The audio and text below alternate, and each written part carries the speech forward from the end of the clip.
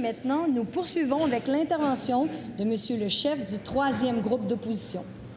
Merci, Madame la Présidente. En cette Journée internationale des droits des femmes, nous sommes réunis pour reconnaître les progrès réalisés, certes, mais surtout pour nous rappeler des défis persistants auxquels les femmes continuent à être exposées.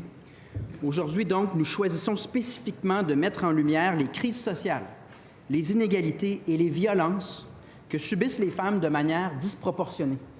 En d'autres mots, le thème de la journée, c'est celui de l'injustice et de notre engagement à contrer cette injustice, à toujours poursuivre une justice sociale pour les femmes dans notre société.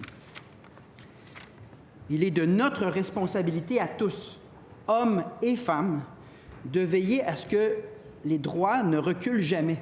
Et il arrive malheureusement dans une société des périodes où on croyait avoir fait beaucoup de progrès et que ce progrès était là pour toujours. Et des fois, on est obligé de constater un recul. Il faut être capable de le nommer. C'est donc logique aujourd'hui de nommer des choses comme les services de santé, les services sociaux, la sécurité alimentaire, l'aide sociale, l'aide à l'emploi, l'éducation, le développement local et régional, le logement communautaire, les services aux personnes qui ont besoin en transport sur le plan familial et un service que je veux souligner tout particulièrement, les services communautaires en prévention des violences contre les femmes. On doit se commettre comme élus, peu importe notre formation politique, à ne pas reculer sur ces services-là, parce qu'on connaît les conséquences sur les femmes. Les négociations collectives des derniers mois aussi nous ont permis d'aller dans la rue à la rencontre de travailleurs et travailleuses du secteur public. Et moi, ce qui m'a frappé, c'est que, en les rencontrant, on se rend bien compte que les femmes jouent un rôle tellement important dans des services essentiels dans nos vies. Les femmes tiennent à bout de bras les missions fondamentales de l'État.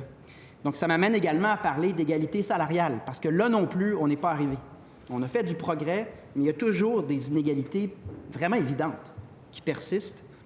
Ça devrait faire partie des objectifs auxquels on se connaît tous, peu importe le parti politique.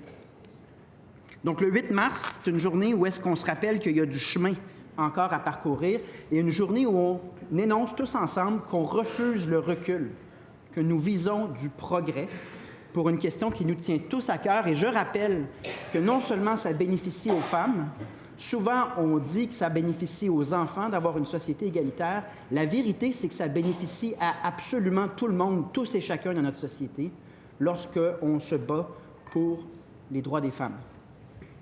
Chaque petit pas que nous faisons vers l'égalité contribue à un monde meilleur. Et je tiens donc en terminant à dire que pour le Parti québécois, l'égalité des hommes et des femmes sera toujours au cœur de notre action politique, une action en faveur de l'indépendance des femmes et bien entendu de leur sécurité et leur bien-être. Merci, Madame la Présidente.